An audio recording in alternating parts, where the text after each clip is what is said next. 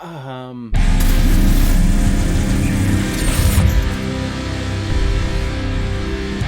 Asteroid City, released in 2023 and is directed by Wes Anderson, who's also directed such films like Rushmore, The Life Aquatic, Fantastic Mr. Fox, Moonrise Kingdom, The Grand Budapest Hotel, and Isle of Dogs. And this movie has an all-star, extremely large cast of Jason Schwartzman, Scarlett Johansson, Tom Hanks, Jeffrey Wright, Tilda Swinton, Bryan Cranston, Edward Norton, Adrian Brody, Liev Schreiber, Hope Davis, Stephen Park, Rupert Friend, Maya Hawke, Steve Carell, Matt Dillon, Hong Chow, Willem Dafoe, Margot Robbie, Tony Revolori, Jake Ryan, and Jeff Goldblum. The movie on the surface is confusing as all hell. At first it is presented as a retro version of the 1950s, introducing itself as a TV production that is showcasing a play written by Conrad Earp called Asteroid City. And all throughout the movie it cuts between black and white and Technicolor, with the black and white scenes being the production of the play behind the scenes, and the Technicolor scenes being the actual play that is in production. And it turns out the play is about this small group of people all coming to this small little town called Asteroid City for a conference, but all witnessing a legendary event, first contact with an alien species. So the movie is a play within a play about these characters discovering alien life and then dealing with the consequences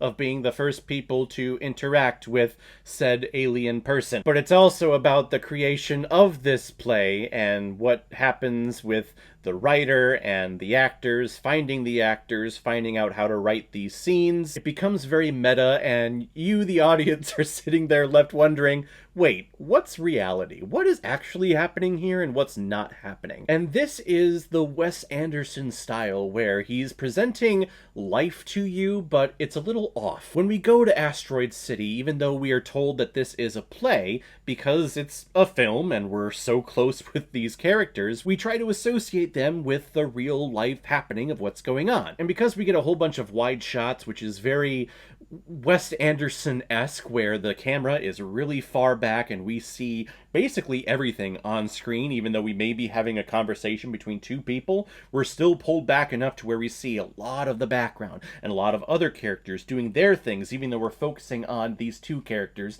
that are probably front and center in the scene. It just seems off. The color palette and the color saturation just seems not of this world, even though it is of this world. Just seems off. And then on top of that, everyone is delivering their lines in a very apathetic way, meaning that there's no inflection to it. There's really no feeling behind anything. I think the only feeling but we got behind line delivery were the three little girls when they were talking about their mom and the Tupperware.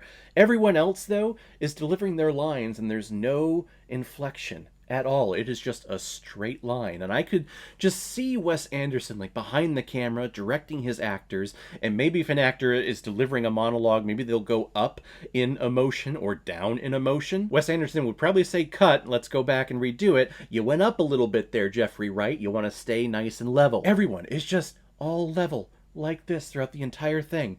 And it's off. It's weird. It's kooky.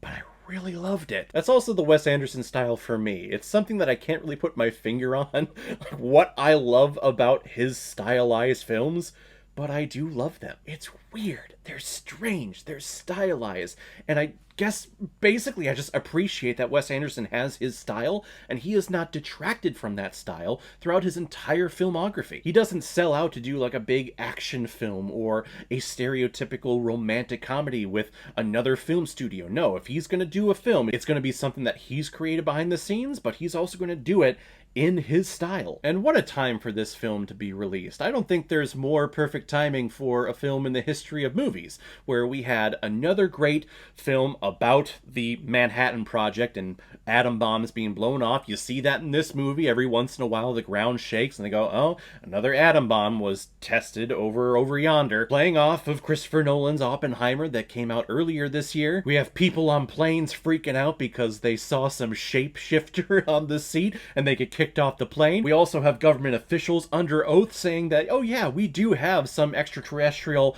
life forms or technology in our possession, and yet no one's talking about it. No one's freaking out. No one's doing anything. This movie is one of the most timely movies ever produced, because all of these characters come in contact with an alien that, like, the animation behind that looks so freaking cool. He's this long, gangly, almost kind of like Slender Man, but he has like these googly eyes that makes him so freaking adorable. He comes back to Earth basically to get the asteroid, takes it under his arms, and then goes back up into the ship, and then flies away. Everyone's wondering what that was all about, and to me, I thought he was just like playing soccer or something, and they lost their ball, and it landed here on Earth. He comes back, and he drops it back off, and there's little symbols now marked into it, but we never got resolution with that either. Because it's not about that. It's about just the overall story with these people in this area. But then it's also not about that, because all that's just a play, and this is about the writer developing a play in itself.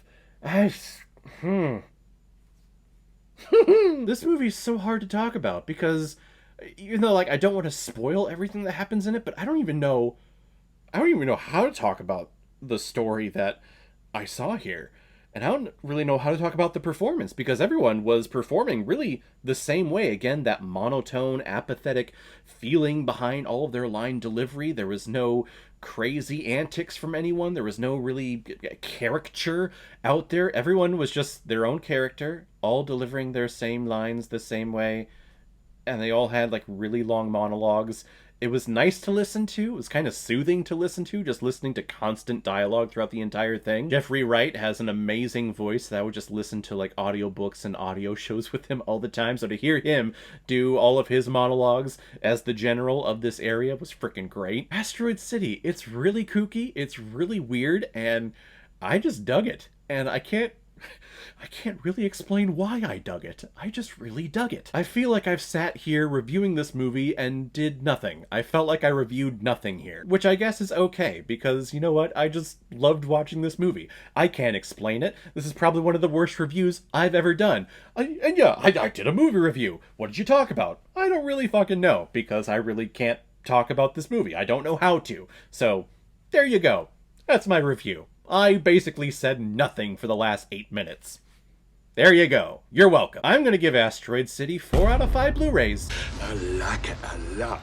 So guys, if you've seen Asteroid City, what did you think about it? Or if you've never seen it before and you stumbled across it because of this video, then comment below and let me know what you thought about it. And as always, if you like what you see here, if you like my take on movies, then hit the subscribe button and make sure you hit that bell so you know the next time I release my next movie review. So guys, I will see you next time on the channel, but in the meantime, be well, be good to each other, and go watch a movie.